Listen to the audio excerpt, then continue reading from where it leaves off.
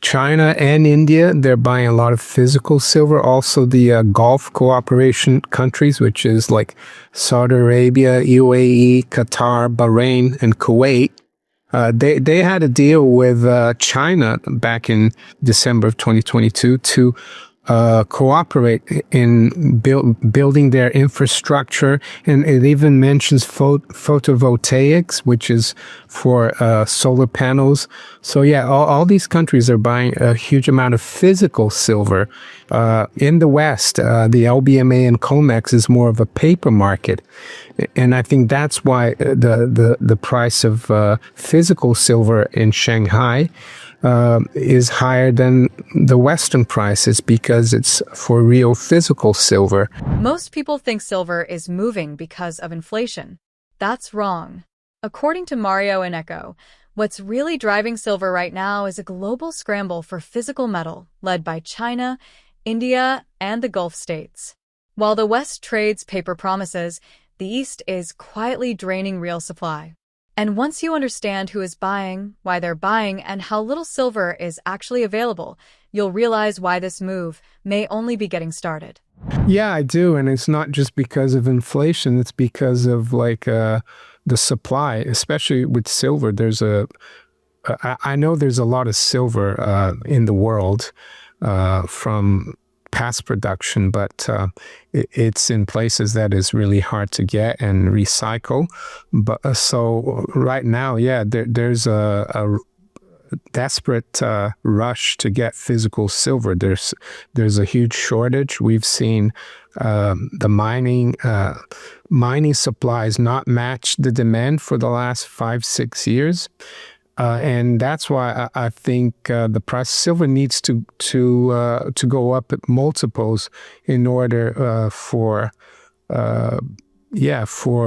people who have silver to get rid of it, so that people that need the silver can get some. I personally, unless I need to, am not going to sell my silver. I'm going to hold on to it, but some people might. If we're at $300 silver in 2 months' time, I'm sure a lot of them will sell. But it's difficult to say at what price, Elijah, things are going to balance out in terms of supply and demand. So yeah, it's not just inflation. And we've been hearing, you probably heard of this rebalancing of a commodity index, that it was going to crash silver. And despite that, silver's already up roughly 20% this year, and we haven't even finished January. Gold as well is up a few percent. So I don't think it's going to stop this performance. Of course, there will be some sharp corrections along the way, and you just need to sit through those, I think. I mean, I always think of trying to get as much of both with my fiat. So, but if people have a lot of silver and they've done really well and they don't have any gold and they want some exposure, why not? Get rid of some silver to get some gold. I don't have anything against that.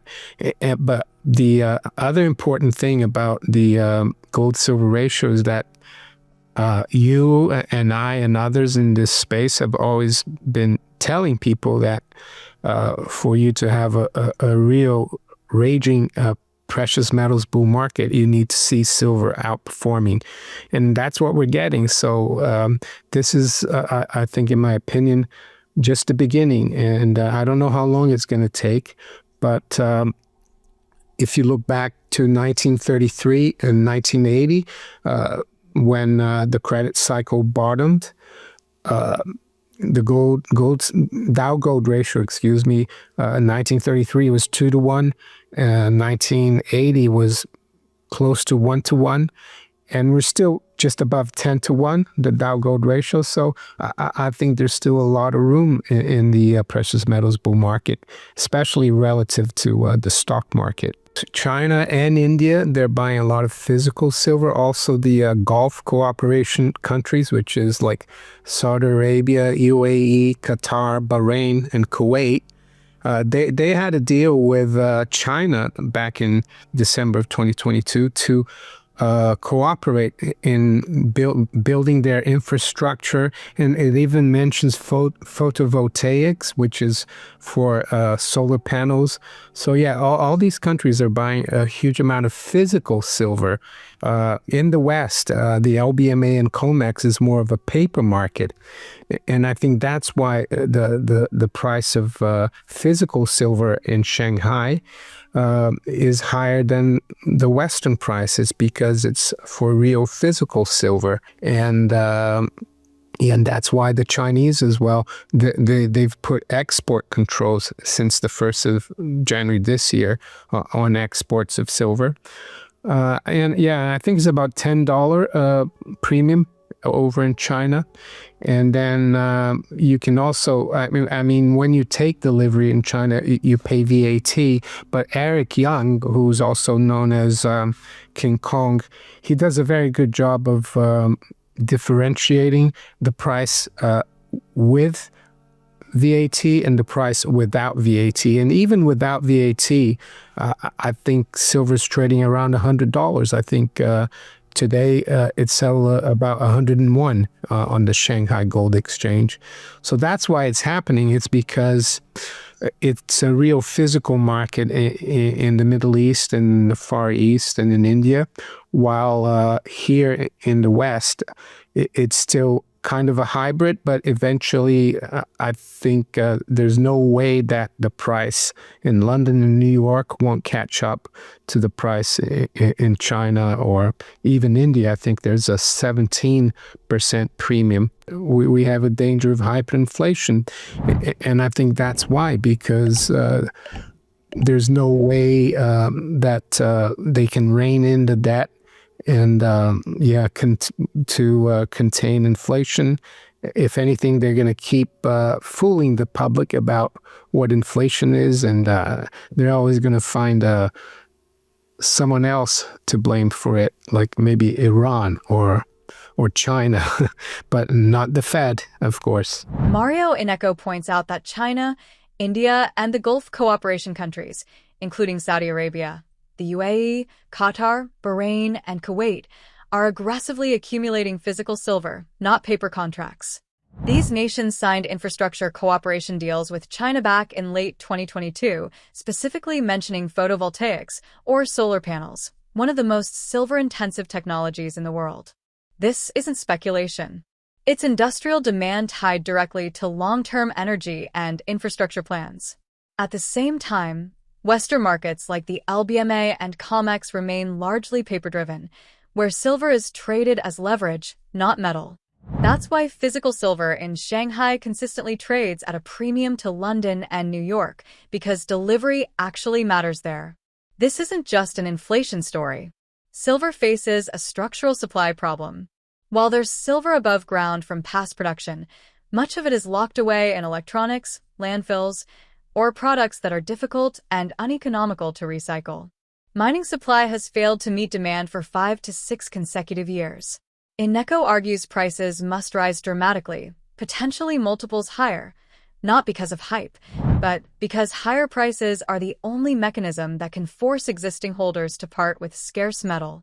Despite constant predictions of a silver crash, including warnings about commodity index rebalancing, silver is already up roughly 20% early in the year, with gold quietly following.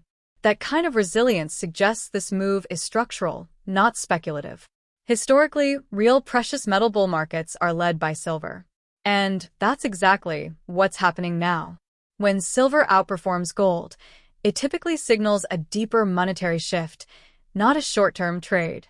Looking back at major credit cycle bottoms like 1933 and 1980, the Dow-to-gold ratio collapsed to extreme lows as confidence in financial assets evaporated. Today, that ratio remains historically elevated, implying the revaluation isn't finished. Meanwhile, China has imposed export controls on silver, tightening global supply even further. Physical silver in Shanghai trades with a significant premium, even after accounting for VAT, reinforcing that price discovery is now happening where real metal changes hands. Innecco believes Western prices will eventually be forced to converge with Asian and Middle Eastern physical markets. Paper cannot suppress reality forever. Add in unsustainable global debt, ongoing currency debasement, and governments prioritizing access to strategic resources over retail investors, and silver's role becomes clear. This isn't about timing the perfect dip. It's about understanding who controls supply, who needs the metal, and who gets priced out last. Well, actually, Elijah, I didn't know we were going to talk about this, but I had some coins on my desk here, and I've got 1881, I think, silver dollar. And I calculated how much it's worth now with the price of, let's say, take $90 silver. I know we're a little bit below there, but $90 silver, that's worth 65 fiat dollars. Do you really think that's going to go back to being like one fiat dollar? I don't. If anything, next year when I'm speaking with you, that's going to be worth maybe 100 and, let's say, 50 fiat dollars. So yes, I heard that Rick Rule is selling some of his physical silver, but he's going to buy silver miners. So, and in that sense, I agree, because the silver miners are heavily undervalued versus silver. And I'm sure Rick Rule has a lot of physical silver, so it's not like he's going to get rid of all of it. But for us smaller investors, yeah, I would hold on to my silver unless there's an emergency. And I would also continue to stack as much as possible, because I hear that the U.S. Mint as well is limiting the supply that it mints of silver coins, and other mints as well around the world. So I don't think it's going to get better. I think so too, especially for retail, like you say, because the whole world, especially governments around the world, are realizing how important not just silver but all natural resources are, and how the supply chains are being disrupted because we're not in a multipolar world anymore. So I think the big guys, governments and central banks and sovereign wealth funds, they're going to have access to silver before retail. So yeah, I think retail needs to realize that if they're sitting on the fence waiting for a correction, I think that's a bad strategy. I think dollar cost averaging or exchanging fiat for real money whenever you can is the best strategy. I guess you could argue that it helps the bullion banks because they're mostly short. So if the price goes up, well, they will need more, I guess, margin, but also the longs. If the market goes their way, they will need more margin. But like you said, you're right. It's fair because the bullion banks are going to be losing more and they're going to have to pay more. So yeah, it would punish them more. You're right. And in the end of the day, we might see COMEX become almost a physical market if they keep raising the margins and the margins keep getting bigger. Yeah, but the other thing as well, I think an exchange, and I'm giving them some credit here, an exchange needs to make sure that it's not in danger of bringing down other counterparties in the exchange because of volatility. And I think that's why they raise the margins usually, because of the volatility in the market. Wall Street, and I've read about this, a lot of the major players on Wall Street, from banks, fund managers, they say it's a dangerous situation because it, how can I say, it affects, it chips away at the Fed's independence to set rates as they're supposed to contain inflation.